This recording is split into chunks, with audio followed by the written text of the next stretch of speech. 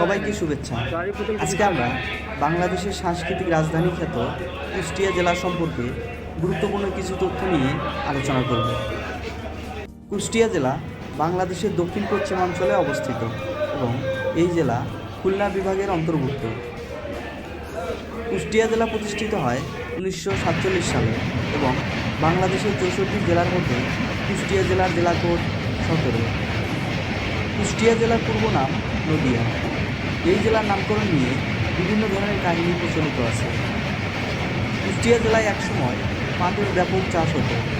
স্থানীয় ভাষায় পাটকে কোষ্টা বলা হতো। অনেকের ধারণা কোষ্টা থেকে কুষ্টিয়া নামকরণ হয়েছে।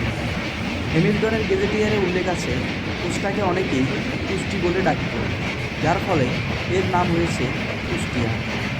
অনেকের মতে ফরাসি শব্দ কুস্তহ থেকে কুষ্টিয়া নামকরণ হয়েছে। কুস্তহ শব্দের অর্থ ছাই দ্বীপ। এছাড়াও মুঘল সম্রাট শাহজাহানের সময় কুষ্টি বন্দরকে কেন্দ্র করে কুষ্টিয়া শহরের উৎপত্তি হয়েছে বলে ধারণা করা হয়। 1971 সালে বাংলাদেশের মুক্তিযুদ্ধের সময় কুষ্টিয়া জেলা 11টি সেক্টরের মধ্যে 8 নং সেক্টরের অধীনে ছিল। কুষ্টিয়া জেলার মোট আয়তন 1621.15 বর্গ কিলোমিটার।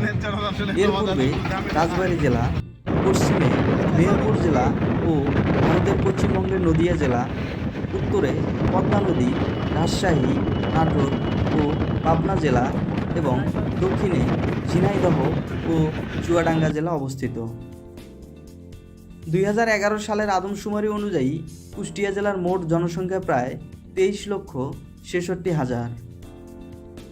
কুষ্টিয়া জেলায় উপজেলার সংখ্যা 6টি, যথাক্রমে কুষ্টিয়া সদর, কুমারখালী, খোকসা, দৌলতপুর, ভেড়ামারা ও মিরপুর।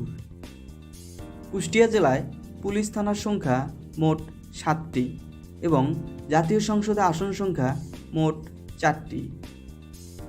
কুষ্টিয়া শহর গড়াই নদীর তীরে অবস্থিত। এছাড়া পদ্মা, কালীগঙ্গা, মাথাভাঙ্গা, কুমার, ডাকুয়া, সাগরখালী প্রভৃতি নদী এই জেলার উপর দিয়ে বয়ে গেছে। শিল্প, সাহিত্য ও সংস্কৃতিতে সমৃদ্ধ হওয়ায় কুষ্টিয়া জেলাকে বাংলাদেশের সাংস্কৃতিক রাজধানী বলা হয়। এই জেলার মানুষের কথ্য ভাষাকে বাংলাদেশের সবচেয়ে শুদ্ধ ভাষা অর্থাৎ বাংলা ভাষার সবচেয়ে পরিমিত রূপ বলা হয়। কুষ্টিয়া জেলায় অনেক ঐতিহাসিক ও দর্শনীয় স্থান রয়েছে। এগুলোর মধ্যে বিশ্বকবি রবীন্দ্রনাথের স্মৃতি বিজড়িত কুঠিবাড়ি রবীন্দ্র জাদুঘর, বাউল সাধক লালন সাইজির মাজার, ভেড়ামারা তাপবিদ্যুৎ কেন্দ্র, হার্ডিঞ্জ ব্রিজ, কুষ্টিয়া চিনিকল লিমিটেড, মীর মোশাররফ হোসেন জাদুঘর, লালন শাহ সেতু, ইসলামী বিশ্ববিদ্যালয় প্রভৃতি বিশেষভাবে উল্লেখযোগ্য।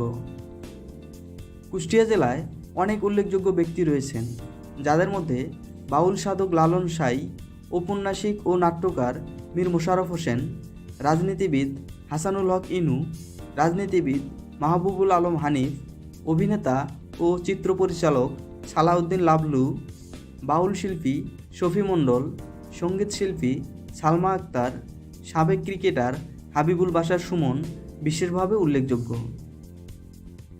কুষ্টিয়া জেলার বিখ্যাত খাবার তিলের খাজা ও কুলফি আইসক্রিম। আজ এ পর্যন্তই।